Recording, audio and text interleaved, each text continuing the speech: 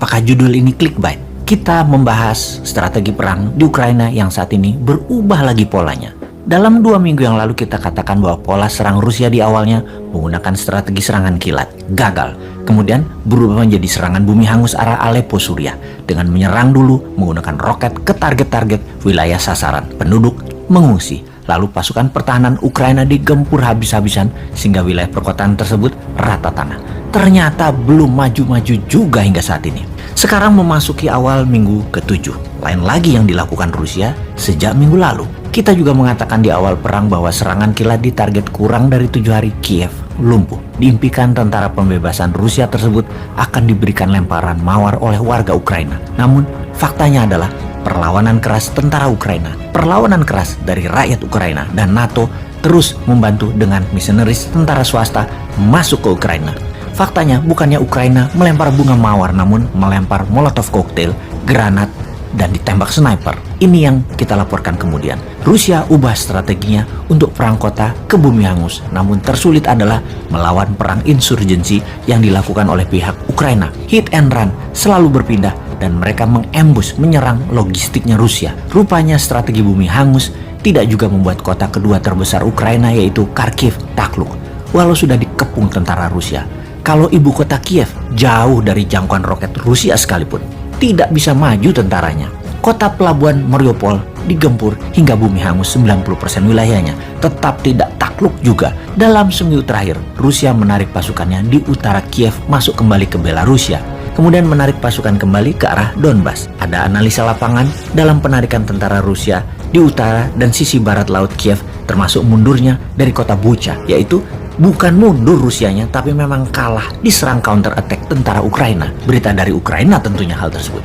Sementara dari pihak Rusia mengumumkan ditarik keluarnya karena target utama Rusia adalah hanya mengambil Donbas, di mana majunya pasukan Rusia mendekati Kiev adalah untuk menghalangi serangan Ukraina ke wilayah Donbas. Sekarang 80.000 tentara Rusia ada di sisi timur Ukraina dan sisi selatan.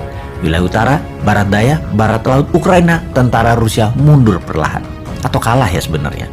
Yang pasti banyak pengamat bertanya, benarkah tujuan aslinya ingin mengambil Donbas yang kemudian wilayah itu dijadikan buffer areanya Rusia? Kita tidak tahu. Namun membawa logistik sepanjang 30 mil atau 50 km panjangnya di dalam penyerangan Ukraina kemarin dengan target 1 minggu takluk ternyata gagal. Benarkah Rusia gagal di Ukraina? Benarkah Rusia hanya mau ambil Donbas? Benarkah bantuan senjata NATO mengalir terus menguntungkan Ukraina? Dan tentara Ukraina lebih siap secara mental terhadap perang dengan Rusia ini. Dengan mundurnya Rusia di utara Kiev, apakah berarti secara kemungkinan 70% Rusia gagal dalam penaklukan Ukraina ini? Yang kita pertanyakan berikutnya, di luar perang militer yaitu perang ekonomi counter attack Rusia ke NATO, seberapa efektif rubel backed by gold akan menjadi penantang dolar? Yang dapat dipastikan, pembelian rubel dalam pembayaran gas dan minyak Rusia terbukti efektif. Nilai mata uang rubel meningkat dalam 2 minggu terakhir ini. Kita juga semua tahu, sejak penyerangan Rusia ke Ukraina, Amerika telah membangun kekuatan unilateral untuk banyak negara bergabung melakukan sanksi ekonomi terhadap Rusia, di mana salah satu yang terpenting adalah SWIFT, transfer dolar antar bank yang ditutup dari akses bank Rusia, sangat memukul Rusia. Total, Amerika melakukan 5.314 sanksi kepada Rusia sejak pertengahan Februari 2022. Di antara sanksi tersebut yang terutama melarang dunia, termasuk Eropa, untuk membeli gas dan minyak Rusia. Namun kontras dari pernyataan sanksi tersebut, Amerika malah menambah suplai dari Rusia ke Amerika sebanyak 43% atau 100.000 barel per harinya. Informasi ini dengan lantang diucapkan oleh Kementerian Luar Negeri Tiongkok yang menampar muka Amerika. Bahkan bukan hanya mengimpor minyak tambahan, namun mineral lainnya juga Amerika impor seperti pupuk juga meningkat. Sementara efek di Eropa, kalau mengsanksi ekonomi Rusia akan membuat negara-negara Eropa menjadi capital outflow atau uang keluar dari Eropa dan masuknya pengungsi ke Eropa, serta kekurangan energi di Eropa.